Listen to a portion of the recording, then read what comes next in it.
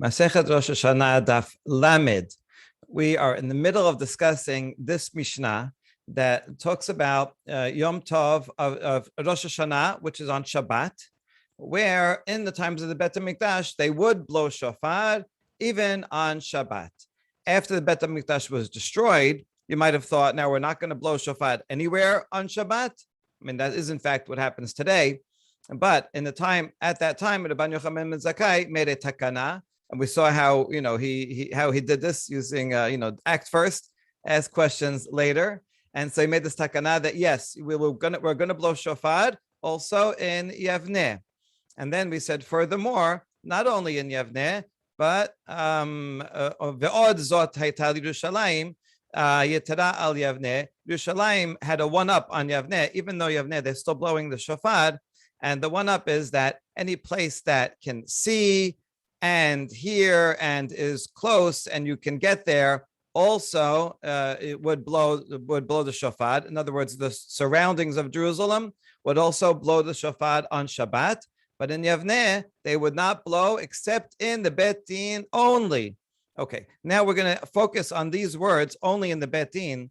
And so what does that mean? That only the Bet Din themselves blow shofar? What about individuals? If an individual is nearby the Bet Din, then can that person blow as well? That's what we're talking about.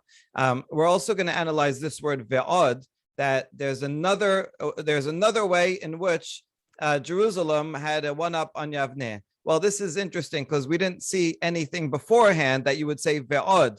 So ve'od seems to be adding something new besides something else, right? That's the structure here. Because in the first paragraph, Rabban Yohanan and Zakai said, we're going to do it in Yavneh also. All right, so now it sounds like Yavneh is equal to Jerusalem. So furthermore, right, that Yavneh has a limitation.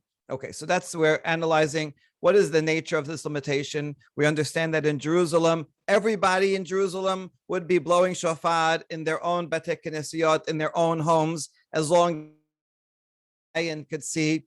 But in Yavneh, not so. Only in the Bet Din. How do you define in the Bet Din regarding individuals?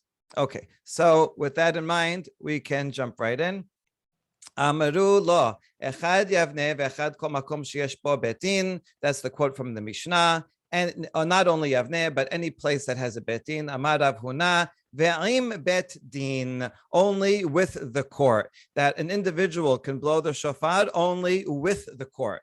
Mai ve'im Bet Din. What does that mean with the court? Bifnei Bet Din, la pukesh shelo bifnei Bet Din. That means in front. It's a geography. It's a place. That is, if you are nearby, you're in the presence of the court.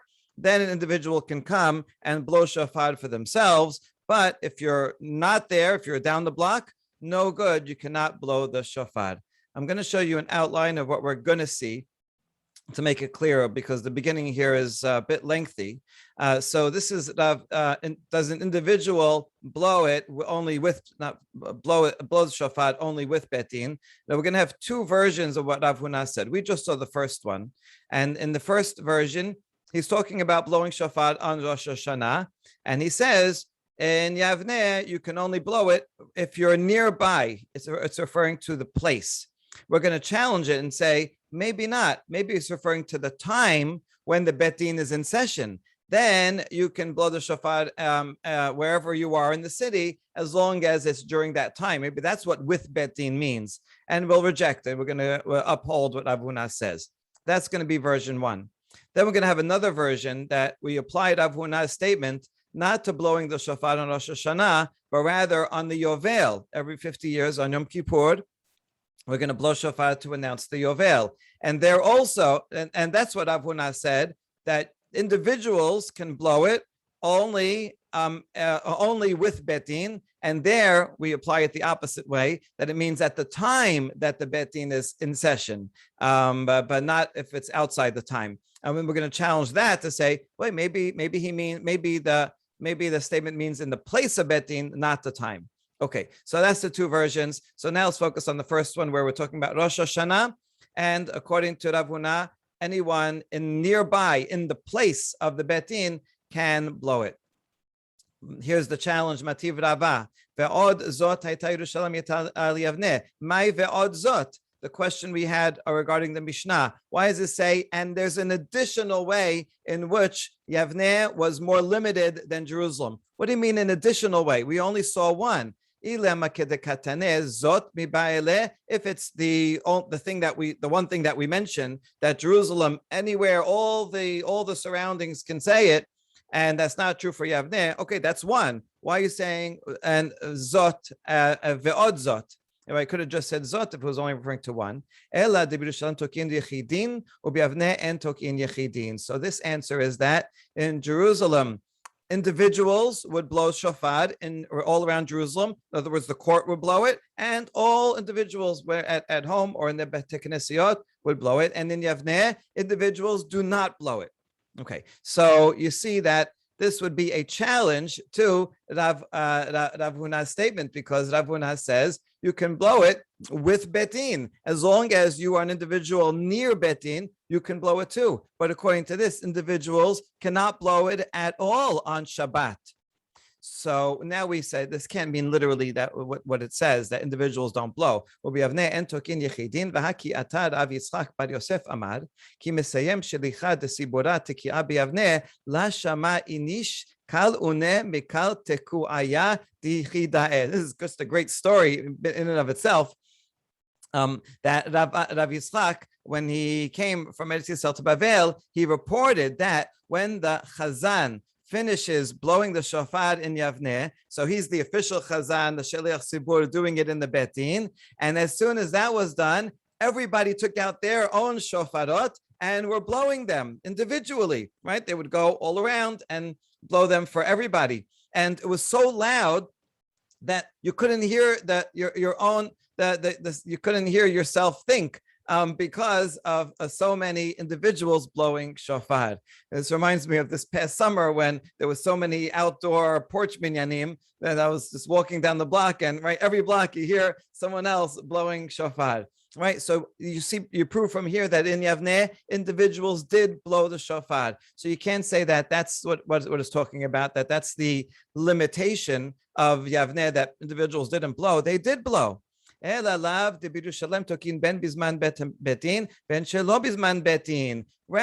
the limitation must be different. Jerusalem was expanded in that individuals could blow any time during the day when Betin was in session, when it was not in session. Betin was generally in session from the morning until noon, till midday.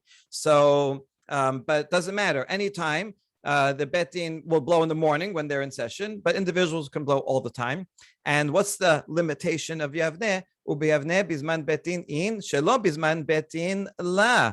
Only in Yavneh, individuals can blow only in the morning when betin is in session and not otherwise. That's the limitation. So according to this, habizman betin mi hatokin vafilu shelo bifneh betin. But according to this reading, there's no other limitation. It just says, when the betin is in session, the individuals would blow, and that seems to indicate even if they're not nearby. So this is a challenge to Rav Huna, who said they have to be nearby.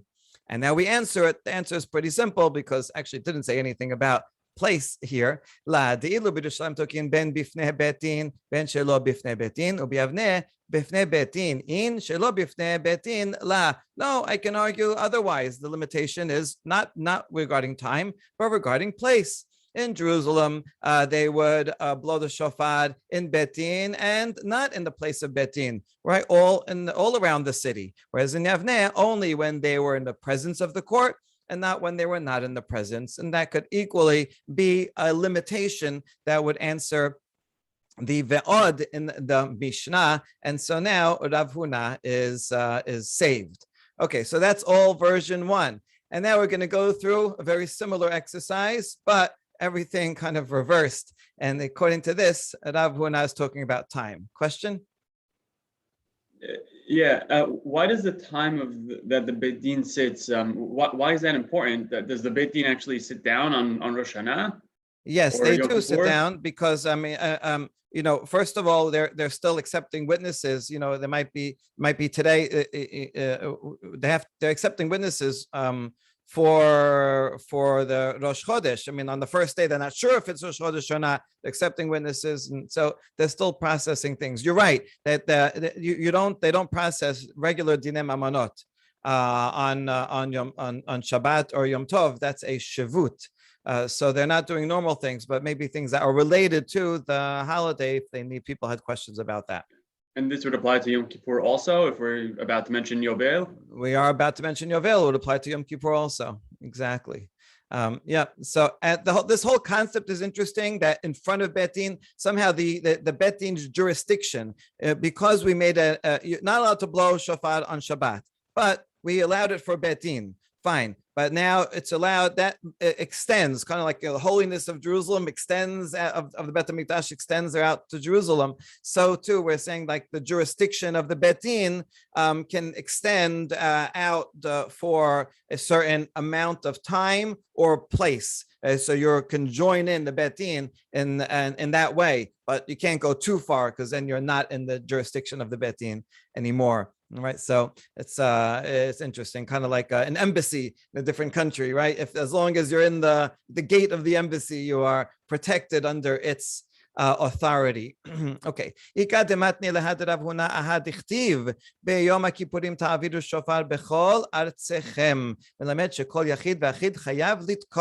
So we start off with this baraita that says on Yom Kippur of the Yovel, we will blow the shofar everywhere. Bechol artzechem. So you see that it's not only the one, not only the Bet HaMikdash, not only in the Bet Din, but everywhere in the land, everyone should be blowing shofar. And this teaches that that everyone will blow. Okay, see, this is different than the Rosh Hashanah. Sometimes falls on Shabbat, sometimes doesn't. But the Yovel blowing is always on Yom Kippur. So you can't say, well, we're not going to blow when it falls out on Shabbat on Yom Kippur, because it always falls out on Yom Kippur, right? So this is necessarily going to be more lenient about regarding the individuals blowing.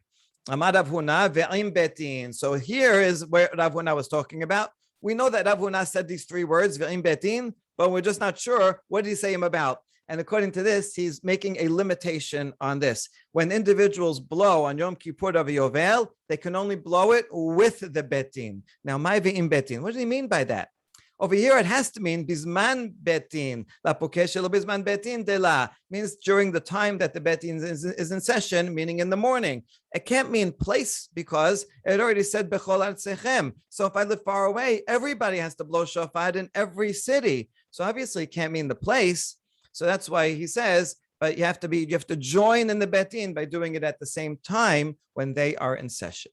Okay, so now that we understand Rav Huna, we're going to have the challenge. Mativ Rava, Tikiyat Rosh Hashanah v'Yovel, Tochat Shabbat ba'givulin, ish ubeto. Rosh Hashanah and Yovel, the blowing of the shofar, can overrides Shabbat in the areas. Givulin means the areas outside the Bet HaMikdash in Jerusalem, and this applies to a person and his home. Now, first, what does that mean, the person and his home? Mai ish ubeto. We have this phrase regarding Chanukah, right? Ner ish ubeto, right? One candle for a household. So what does it mean? Ilema ish ve'ishto ubeto is sometimes a term that means one's wife. In Aramaic also, debitu, de bait, the person of the house. So ititami mechayeva, if it's talking about a man and his wife, are women chayavot obligated in listening to shofar? It's a positive commandment that is time bound.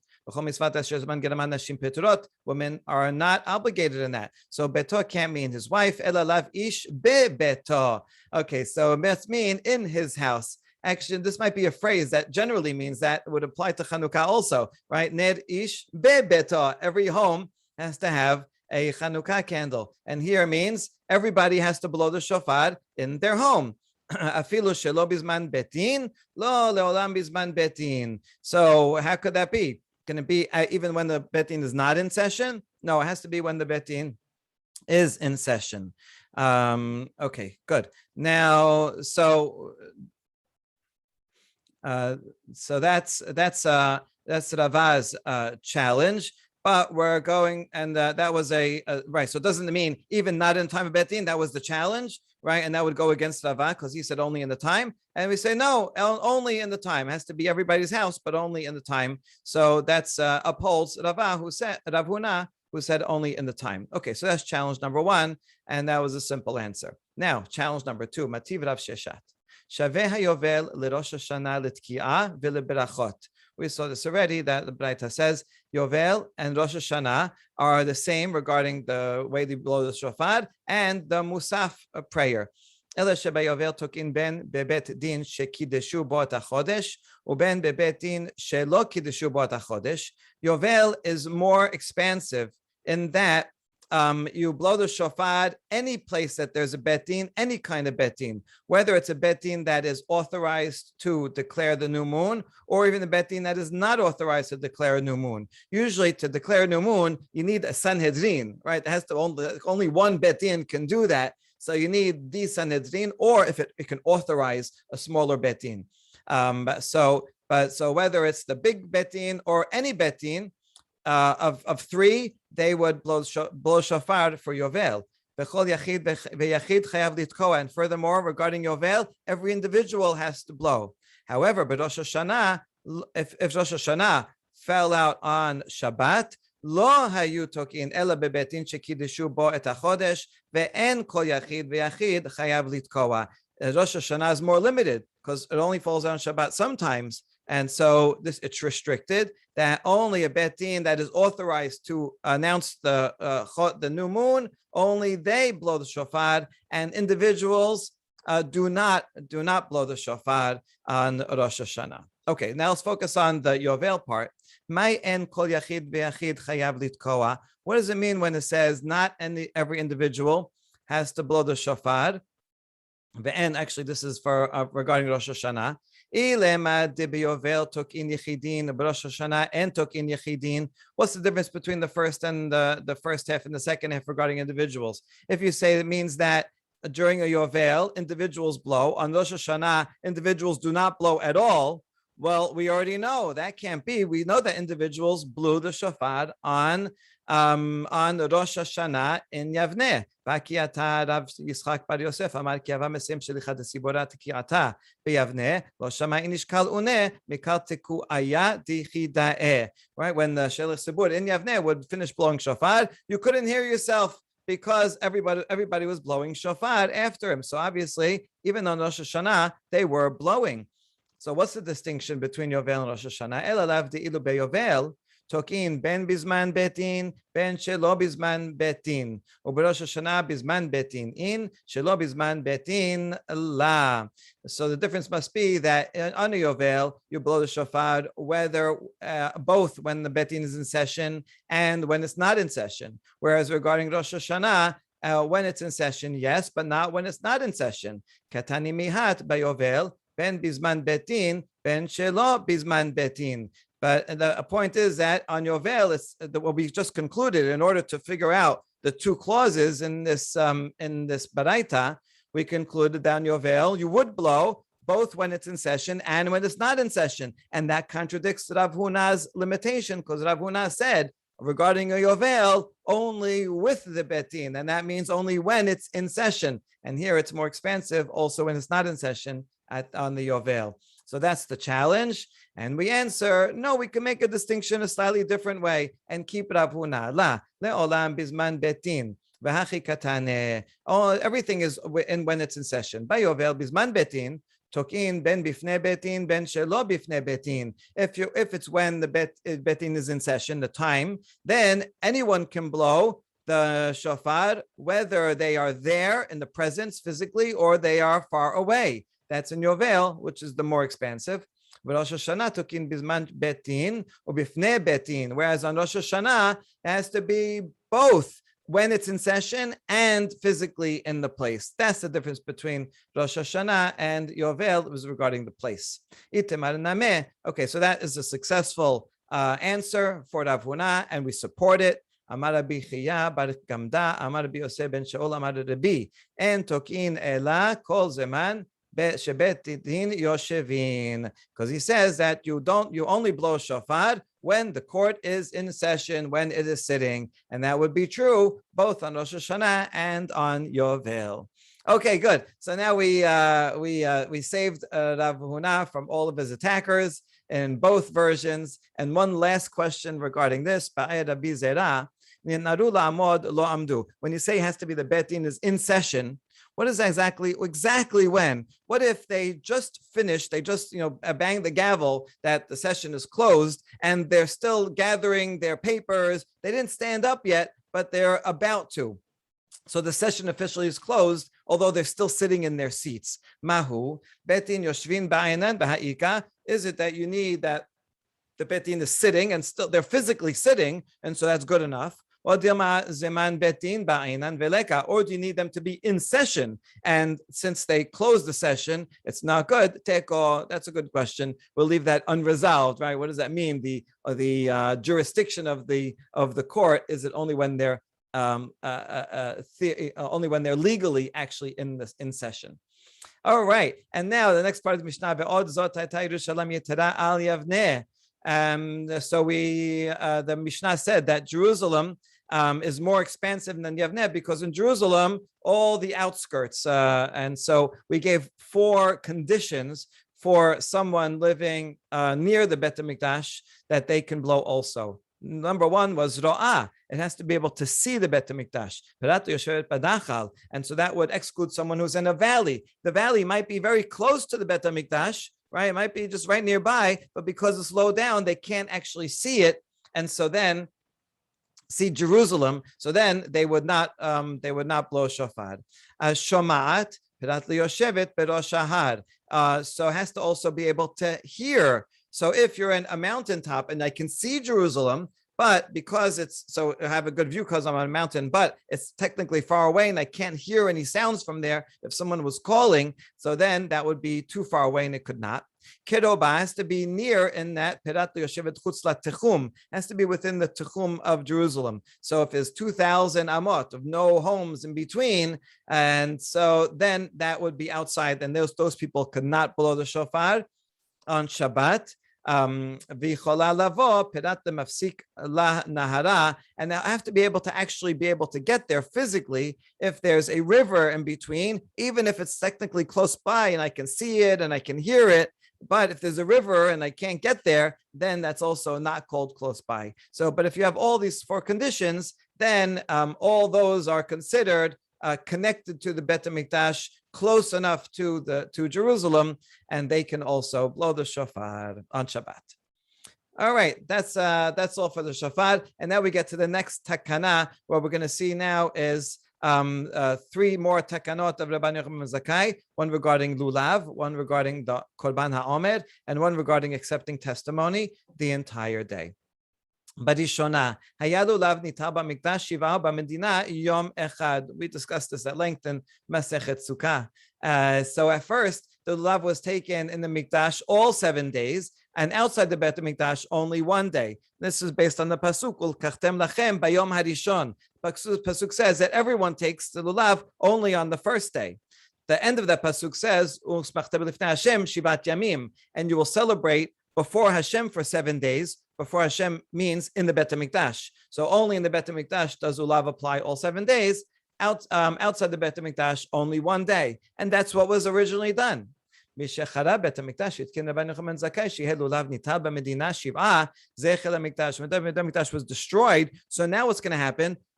We're all going to take lulav only for 1 day, and nobody will take for 7 days. This is not good, right?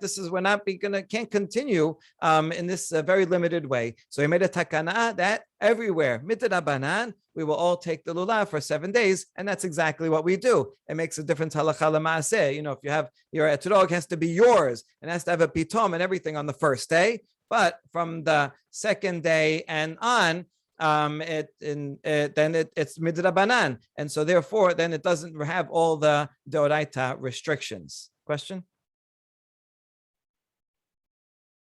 Can't hear you. Why is it coming up now again in Rosh Hashanah? Yeah, good question. Since we mentioned one takana that Rabban Yohanan Zakai made regarding shofar, that you can blow shofar even on Shabbat, so now we collect all of the takanot that the Yochanan ben Zakkai made after the destruction of the Bet HaMikdash. So this actually might be the original place, like a whole collection of here's all the Takanot that he made. They were all proclaimed and remembered. Another reason I think that is not just by association, but because some part of the whole theme of Masechet Rosh Hashanah was regarding the authority of a Bet Din, right? They're the ones that declare the moon, right? The whole first 2 chapters was about that, even against the astronomy, even against the other sectarians and their interpretations. The Bet Din has super authority even to undo a deoraita. The Torah says blow shofar, and now they're saying, oh, you might come to carry it, don't blow shofar, right? It's an amazing thing. And so this is therefore an appropriate place to talk about all of the visionary enactments that Rabban Yohanan ben Zakkai made. Thank you. And Vesheyehe Yom Hanef or Hanef Kolo Asur, that the day that we bring the Korban HaOmer, that's the second day of Pesach. And on that day, originally in the time of the Bet HaMikdash, you're not allowed to eat from the old grain, from the new grain, right? Anything that grew that year, you can't eat from the new grain until they actually bring the Omer and wave it. And that might be sometime in the morning, on that day, let's say 10 o'clock, then they can start.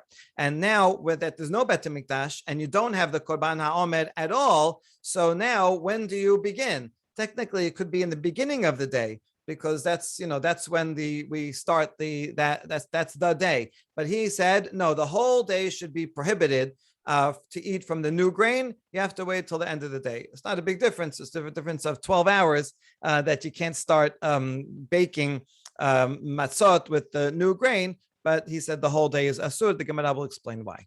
Okay. How do we know that it's one should do things to remember the Bet HaMikdash? What's the source? וממכותייך ארפאך נאום אדוני כי נדחה קראו לך ציון היא דורש אין לה ציון היא דורש אין לה. So this is pasuk from Yirmiyah. I will restore your health to you. I will heal you of your wounds, said Hashem, because they have called you an outcast. She is Sion, there is no other who care for her. So from these words, Doresh en la, that there's nobody who is caring for Jerusalem, that we can learn from there that we should care for Jerusalem, for Sion, and therefore one way of caring is to remember its destruction and do things to continue its memory. Now, important pasuk. Okay, we're not going to discuss the Lulav because that's already discussed at length in Masechet Sukkah. So we go straight to the second example. My ta'ama. The question is why? Technically, since we're not actually bringing Korban HaOmer, when you bring Korban HaOmer, then it's at 10 o'clock, let's say. So then you can eat from the new grain from 10 o'clock on. If you're not bringing Korban HaOmer, then sunrise of that day should kick in the new day, and that's it. Sunrise, start eating it from the new grain. So the answer is why would he make a takana that the whole day is prohibited? Because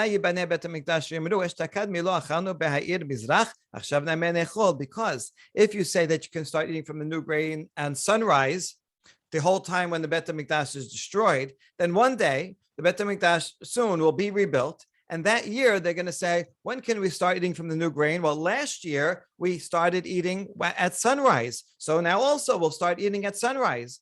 But they won't realize that they won't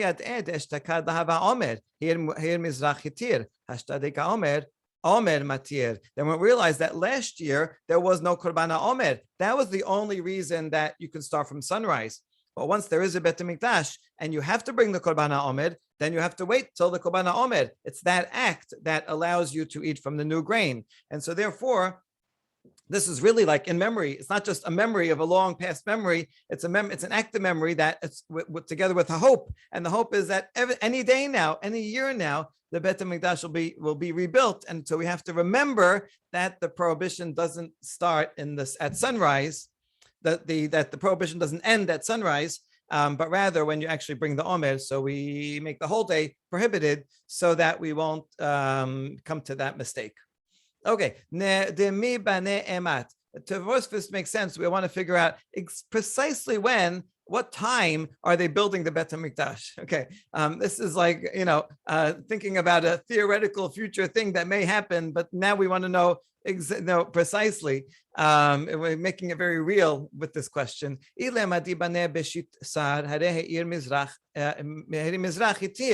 you say that it was built on the 16th, somehow they're building this whole thing in one day, right? Maybe it means that's coming down from heaven, ready built, prefab. So if it's on the 16th itself, well, when the 16th started at sunrise, there was no Bet HaMikdash. In that case, sunrise will trigger the ability to eat from the new grain, and it won't matter that the Bet HaMikdash was built afterwards. The permission is still good from sunrise, so it can't be that case. מכסות היום ולהלן נשתדד התנן, הרחוקים מותרים מכסות היום ולהלן, לפי שאין בית דין מתאסלין בו. If it was built the day before on the 15th, that's the first day of Pesach, and all of a sudden it was built then, how could you build it on Yom Tov? Okay, whatever. This is all a bit theoretical. If it was built already on the 15th, then on the 16th we shouldn't have to say the whole day is prohibited. From midday it would be permitted. After all, the Mishnah says that when the Bet HaMikdash was up and functioning, the people in the Bet HaMikdash, they would see the Kohen waving the Omer, and from then on, they'd go and bake with the new grain. If you were far away, Harechokin, and they don't know when they're doing it in the Bet HaMikdash, they can assume that by noon, it's already done, because there's a bet in there and they're going to make sure they're going to do it as soon as possible. So you have to wait till you bring the other korbanot, but then they're going to do it before chatzot. Therefore, you can assume that midday it's already done. And since that's true, even if the Bet HaMikdash would be built on the 15th, and they forgot the next year, why did Rabban Yohanan Zakai have to say the whole day is prohibited? He could have just said that it's prohibited till midday, since if their Bet HaMikdash is all of a sudden built by midday, it would be fine. So the answer is that Rabban Yochanan ben Zakkai was worried that maybe the Bet HaMikdash will be built maybe on the 15th, right before sunset, or on the 16th at night, the night before. And if so, there's very little time to get things ready. Imagine, they just built it, and now they have to also go get Korban HaOmer, figure out how to do it, who's going to do it, how. They're not going to be ready, prepared to do everything before midday. And so in that year, it may extend till the afternoon, and people won't realize if you don't make a takanah, they'll say, oh, sunrise, it's allowed. And they won't realize, but now this year, there is a Bet HaMikdash. It was just built a few hours before sunrise, and they didn't get a chance, and maybe they'll delay that year. And so he made a takanah that the whole day will be prohibited. Okay. Okay, all that is one opinion, one answer to the question. It seems a bit far-fetched, but I think it's actually nice. They're so concerned about the small mistake that someone may make if Bet HaMikdash is built within this 12-hour period, and they'll then violate this one law. I think it kind of shows how imminent we are hoping the Bet HaMikdash to be built. All right, but all that is one answer. Now a totally different answer. Rav Nachman Bar Yitzchak says Rabban Yochanan Zakai is following the opinion of Rabbi Yehuda. Damar ad atzem hayom hazeh ad atzmo shel yom v'kasabar ad ve'ad bichlal. According to him, right, we were assuming this whole time that without actually, if you don't have an actual Korban HaOmer, then when is the new grain permitted? We were assuming that it's at sunrise, but maybe not. Maybe it's actually at sunset. Biblically, because the pasuk says you will not eat the new bread or grain until the essence of this day. Etzem hayom hazeh. So ad, what do you mean until? Ad can mean until the beginning of it or until the end of it. So ad inclusive. So we assume here it's an inclusive ad, and that means that the prohibition lasts that entire day until the end of the 16th. And so that would actually much more easily explain Rabban Yochanan Zakai. When the Bet HaMikdash is up, then you can start bringing the Omer at noon. if you're not around, you could start eating the new grain at noon because you can assume they did it. And there's no Bet Mikdash and there's no Korban Omer, then you have to extend it till the end of the day because, right, that's what the Torah says. Hold on, can it be that Rabban Yohanan agrees with Rabbi Yehuda? We see the following Mishnah where they are arguing with each other. Ditnan mishacharev bet hamikdash hitkin Rabban Yohanan Zakai shehe yom henef kulo asur. Amar Rabbi Yehuda v'halo min haTorah hu asur. Tichtiv ad etzem hayom hazeh. In this conversation, we have Rabban Yohanan Zakai making an enactment that the day of waving is entirely prohibited from using the new grain. And Rabbi Yehuda says to him, wait, why you don't have to make a takana? It's mideoraita, it's prohibited. Because the pasuk, so according to this, it's pretty clear that Rabban Yohanan Zakai does not agree with Rabbi Yehuda, that he thinks that the prohibition ends at sunrise. And that's why he makes a takana that it should be the whole day. So aren't they arguing? Hatam Rabbi Yehuda the kata'ayu savar Rabbi Yohanan Zakai ben Rabbanan kamar velahi midoraita kamar. No, the argument was only one way. Rabbi Yehuda thought he was arguing with Rabbi Yohanan Zakai because when he heard that Rabban Yohanan Zakai made a takana, he assumed that meant Rabban Yohanan ben Zakai thought it was at sunrise, and he made the Rabbanan, he prohibited the whole day. In fact, Rabban Yohanan Zakai agreed with Rabbi Yehuda and thought it was asur deoraita the whole day. Rabbi Yehuda just misunderstood what Rabban Yohanan Zakai said. Well, he had a good reason to misunderstand it because it says the word hitkin. Usually the word hitkin means he made a derabanan enactment that wasn't true before. So that's the next question. Hitkin katan. It doesn't say he made an enactment, so it sounds like he made it himself. My hitkin, darash v'hitkin.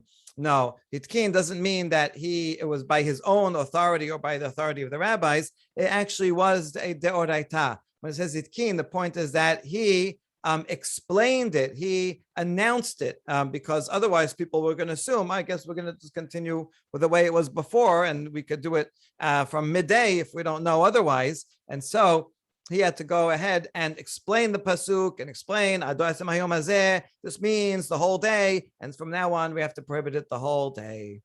And that's the second explanation of Rabban Yohanan Zakai. All right, and now we get to the last Mishnah for today. It used to be that when you have the 30th day of Elul, which is probably going to be Rosh Hashanah, the first day of Rosh Hashanah. So that entire day, they're waiting until witnesses would come. And now they can come, in the morning, but what if they don't come till very late? Well, we used to accept them anytime, even if they come right before sunset of that 30th day. And we have a few minutes and we process them. We declared today's Rosh Chodesh. We would say that's acceptable. That was what happened originally. But this was a bad system. One time,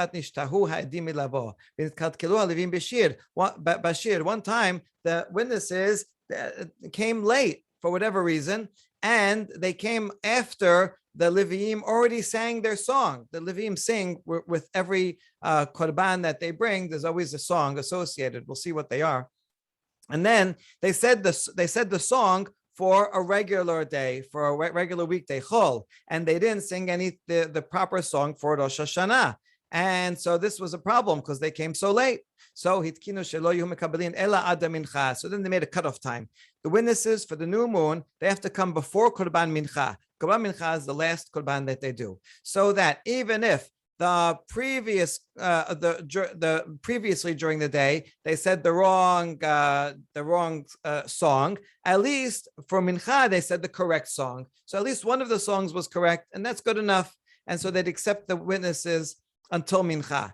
After they offered the Korban Mincha, the afternoon sacrifice, and they said that's it. Even if witnesses come, we're not accepting you. We're going to delay until tomorrow and make Rosh Hashanah will end up being 2 days. They'll finish off this day, and they'll make the next day also Rosh Hashanah.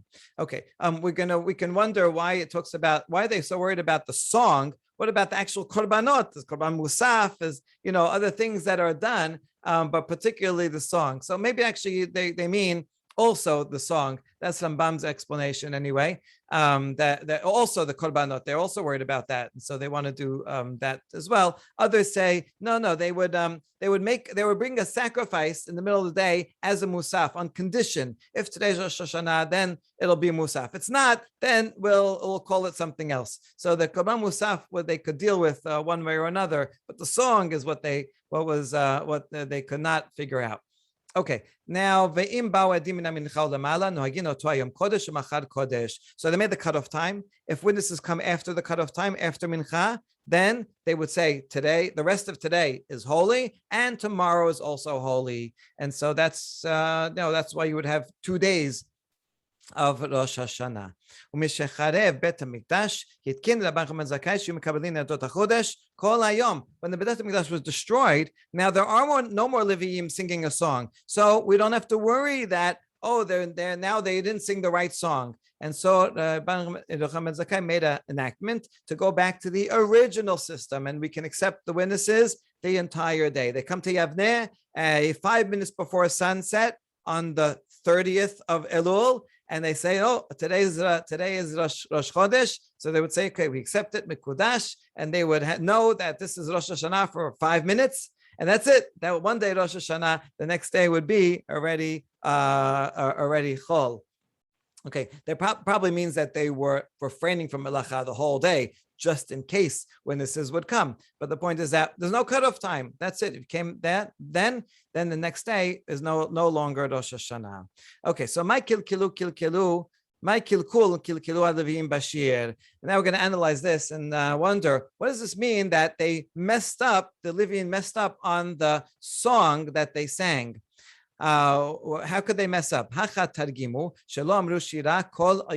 one explanation is that they didn't sing any mizmor at all, because they didn't know in the morning. They didn't know, is today a weekday and we say the regular Shir Shel Yom, or is today Rosh Hashanah, and in that case we say mizmor 81, the mizmor for Rosh Hashanah, the one that we still say today. So therefore they said nothing, because they don't want to disgrace Rosh Hashanah and say a weekday, but they can't say Rosh Hashanah because they don't know, so they would say nothing. And then if they said no song the whole day, that was the error.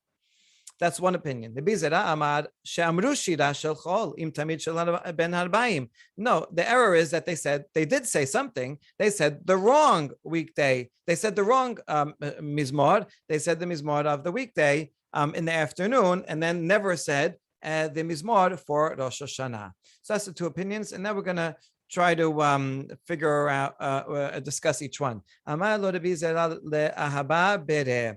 Rabbi Zerah said the second one, told his son, Pok teneh lehu, go tell the people in Bavel, right? Remember it says hachat targimu. In Bavel, they explained this, that they didn't say a song at all. So Rabbi Zerah wants to prove his point that they did say a song, it was just the wrong one. So he says, go tell them this braita in Bavel to prove my point. Hitkinu shelo yuhu mekablin edot hachodesh ela kedei sheyeh shahut bayom lakriv temidin umusafin v'niskehem velomar shira shelo beshibush. So that's the braita, which says that they instituted Rosh Hashanah, they would accept testimony only if there was enough time left in the day and they have to do all these things, to bring the korban tamid, a musaf, and all the libations that to go together with those korbanot, and to say a shira. You see, according to this, you needed enough time that according to this, they didn't have a musaf in the morning, but they would wait. And if there's still enough time to do the musaf and the tamid shel ben arbaim and sing a song, then they would do that. Okay, so that's the braita. If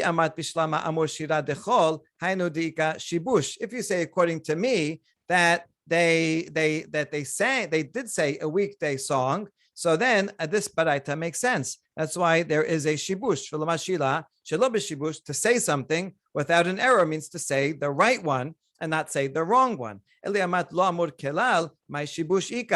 they didn't say a song at all, and that's how you guys interpreted it, then what do you mean an error, right? What do you mean an error if they didn't say anything? If you don't say anything, it's not an error. Only if you say the wrong thing is it an error, right? Well, they say no. If you say nothing at all, that's the greatest error, right? It's like on a test. If you leave it blank, well, I didn't write something wrong, right? So therefore what? Therefore you should mark it right? No, if you leave it out, then for sure it's wrong. There's no chance you're going to get any points, right?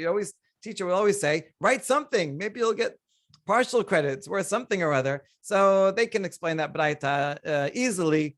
So Rabbi Zera does not have a proof. Mativ Ravacha bar Huna.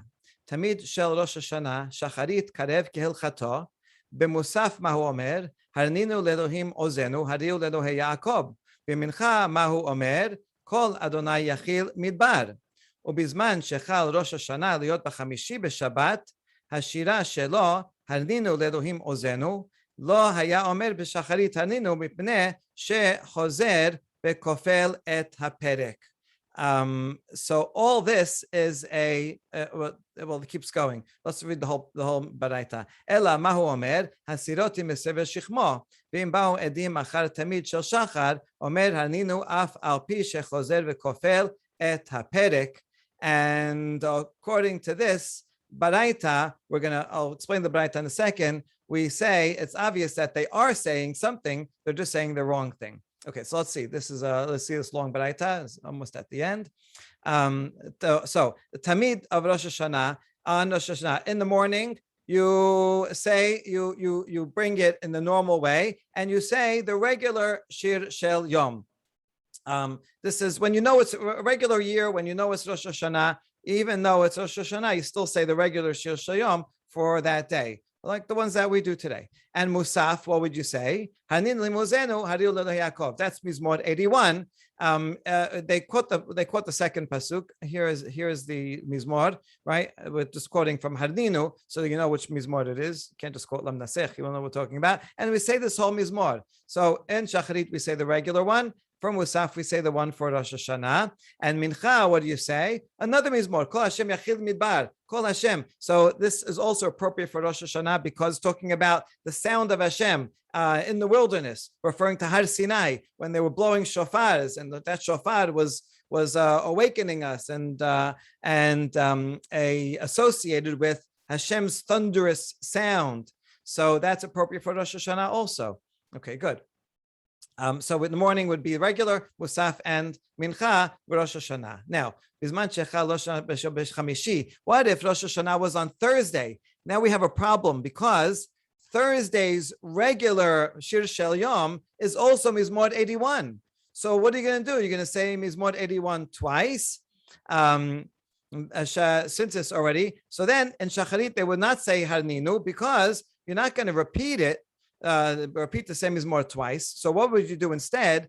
Here's what you do. In the morning, you say Hasiroti Meseber Shichmo. It is actually 81, but we start in the middle from Pasuk 7. And so this will say in the morning, only from here on. And then, and that's for Shacharit, and then Musaf will say the whole thing. And so even though part of it is repeating, but we're doing something more, we're saying more than we did before. So that's an addition, and that's fine. The Braita just showed that on Thursday, we would say the regular weekday Shir Shel Yom, and then if it turned out it was, in fact, Rosh Hashanah, then we would have to say it again for Musaf, and that's where we're worried. Well, how can you say it again? So this Braita is a challenge to one of the opinions, the opinion of the Bavel, that you wouldn't say any Shir Shel Yom at all. So here's the point of the question. If you follow the opinion of Rabbi Zera that says when you are in doubt, then you say the weekday one, and then we'll see what happens. And that could mess it up if you didn't said all the weekdays and never got a chance to say Rosh Hashanah. Then this Braita makes sense. We understand why it would be that in the morning for Shacharit you said the regular weekday one, and that would be on Thursday. There would be 81, and then when you get to Musaf, you have to say 81 again, and that's a problem. So this Braita reads smoothly according to the Bizera. But according to the first opinion, the way that they explained it in Bavel, that when they were in doubt, they would say nothing at all. then how could there ever be a problem that you may repeat it? According to them, on Thursday morning, so I don't know what day it is. And so they would say nothing at all. And then Musaf, it turns out now they know it's Rosh Hashanah. So now they would say it for the first time. So how would they explain, in Bavel, how would they explain this Baraita? And we answer simply, Shane Hatam Deshira Diomehi. Thursday is different from all other days. Because Thursday, the regular Mizmor, is 81 in any case. So it's fine. You can say 81 on that morning. And if it's a weekday, okay, so you said the weekday one. If it's Rosh Hashanah, good, we said the Rosh Hashanah one. But only on Thursday will we encounter that problem that you said something and now you're repeating it. In fact, if it was any other day of the week, we would not say any Mizmor at all. And according to them, that would be the Shibush. And now we explained this Baraita according to all the opinions. Baruch Adonai Le'olam, Amen ve'amen.